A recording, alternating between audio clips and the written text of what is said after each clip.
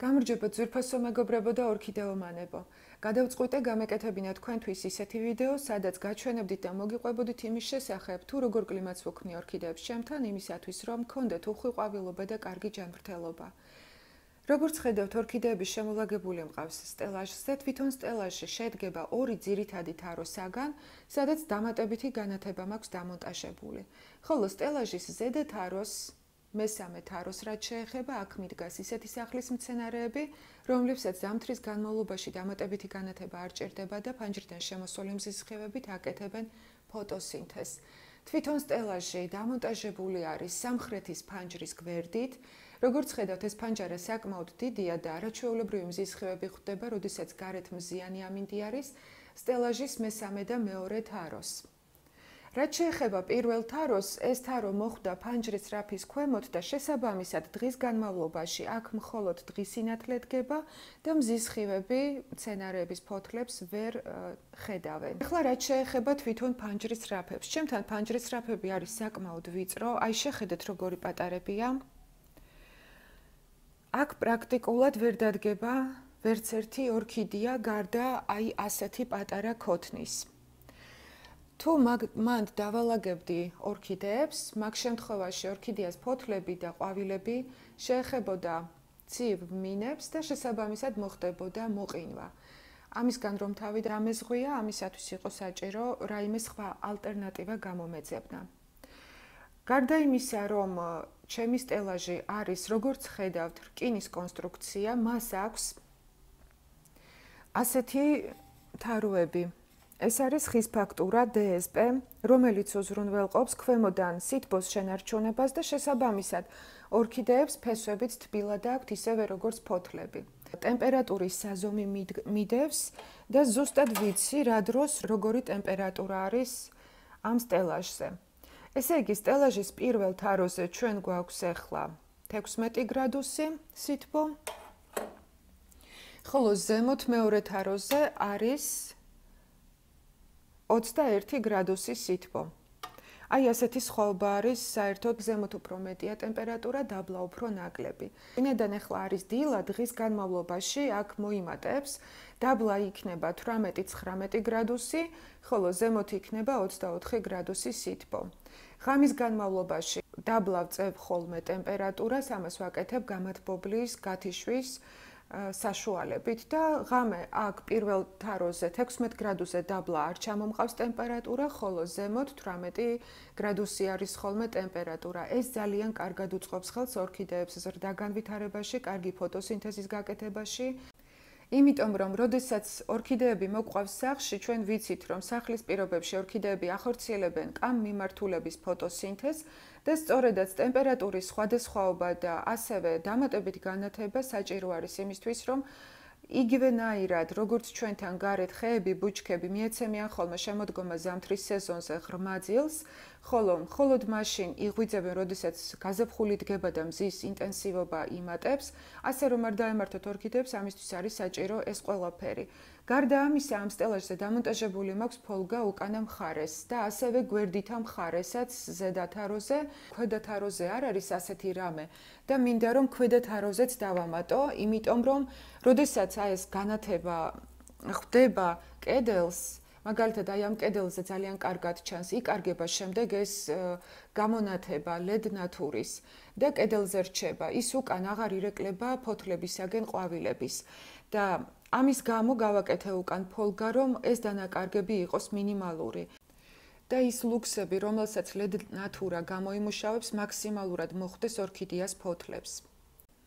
LED ნატურა თვითონ ასე მაქვს მიმაგრებული, ხელს როდესაც ვკიდებ, არ არის ცხელი, ის არის ოდნავ თბილი და შესაბამისად ორქიდეას ფოთლებს და ყვავილებს ის არ წვავს.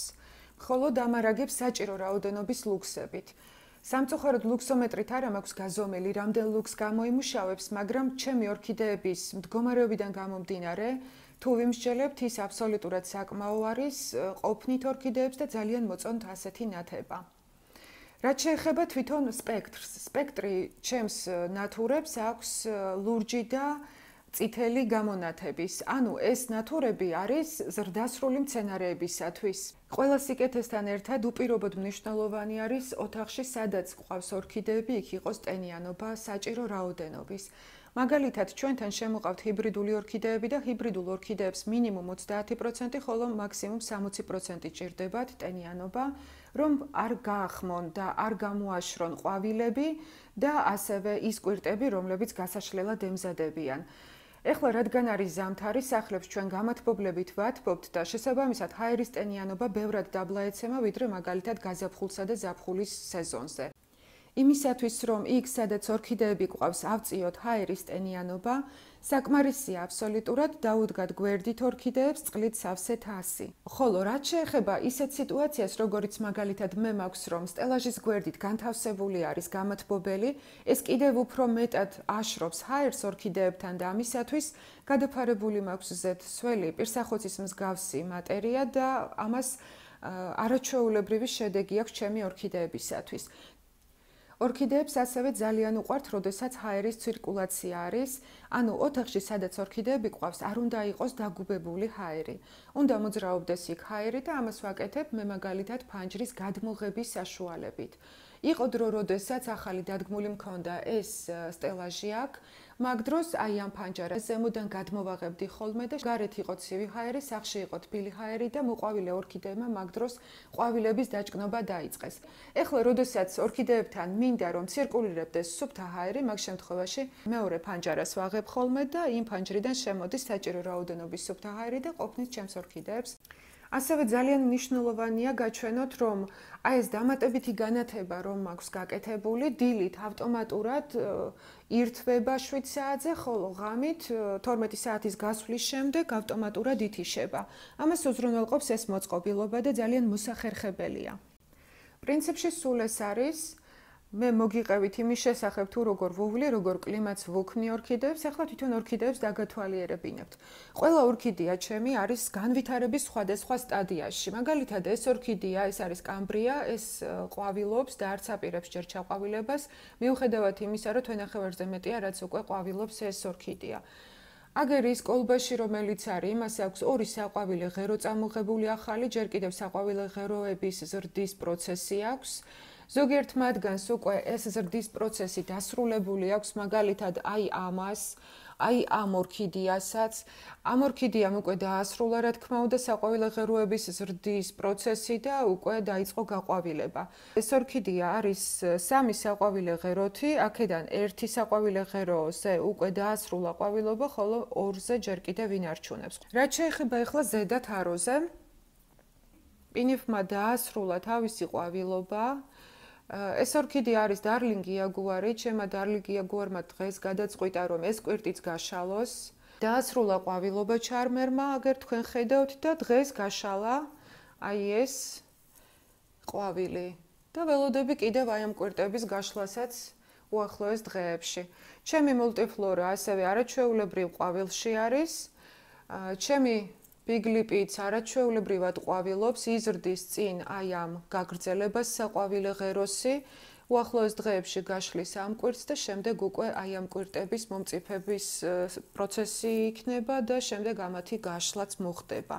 რაც შეეხება ჩემს კატლიას, კატლიამ ჩაიყვავილა, აგერ ხედავთ თქვენ და ალბათ სავარაუდოდ მერე დაიწყებს ახალი ფსევდობულბების გაზრდის პროცესი. მე პირადად ძალიან კმაყოფილი ვარ, რაიმე ლაფსუსი, რაიმე ჩავარდნა ორქიდეებთან მიმართებაში მე არა მაქვს, იმიტომ რომ ყველა პირობა არის ამათთვის შექმნილი ისეთი, რომ ზრდა განვითარება არ შეაჩერონ და იყვნენ კმაყოფილი ჩემი სახლის პირობებში. მე აქ დაგემშვიდობებით ძვირფასო მეგობრებო და ორქიდეომანებო, იმედია გაითვალისწინებთ იმ რჩევებს, რომელიც მე მოგეცით, მე გაჩვენეთ და შესაბამისად გისურვებთ, რომ თქვენი ორქიდეები მუდმივად გახარებდნენ უამრავი ყვავილობით, იყვნენ ჯანმრთელად თქვენთან ერთად და გისურვებთ წარმატებას. კარგად იყავით!